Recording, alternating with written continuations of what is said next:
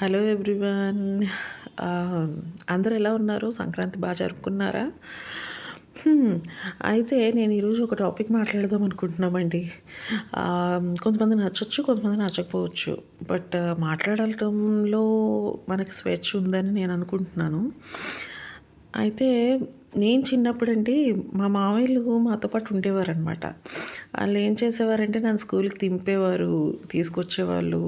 లేదంటే ఎవరో ఒకళ్ళు మా అమ్మమ్మ తరపునోళ్ళు, బంధువులు ఉండేవాళ్ళు. లేదంటే మేము ఒక ఉమ్మడి కుటుంబంలాగా ఉండేవాళ్ళమండి. మా నేనెప్పుడూ సింగిల్‌గా మేము పెరిగింది లేదు బేసిక్‌గా. అయితే ఇప్పుడొచ్చేసేసరికి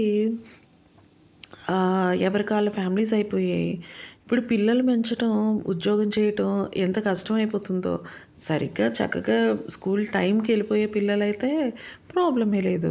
కానీ అట్లా వెళ్ళని పిల్లలతో ఒక పక్క ఆఫీస్‌ని మేనేజ్ చేస్తూ, ఒక పక్క పిల్లల్ని మేనేజ్ చేస్తూ ఉండే ఆడవాళ్ళ సంగతి ఏంటి అనేది నా క్వెషన్.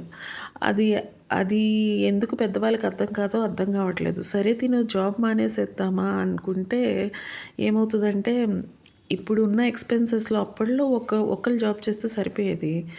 ఇప్పుడేమో ఇద్దరు జాబ్ చేయాల్సిందే. కానీ పిల్లలు సపోర్ట్ చేయకపోతే వాళ్ళని మేనేజ్ చేసుకుంటూ వాళ్ళ కోసం వేరే వాళ్ళని ఎవరినైనా పెట్టి అట్లా చేసే పద్ధతులు వస్తున్నాయి.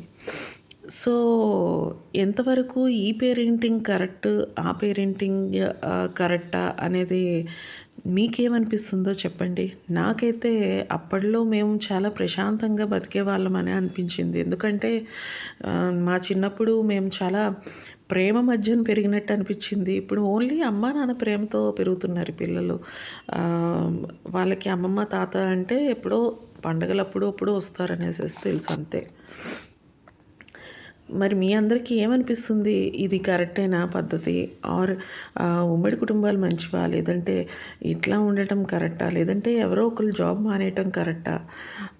మీ మీ ఒపీనియన్స్ కోసం నేను వెయిట్ చేస్తున్నాను కామెంట్ సెషన్‌లో.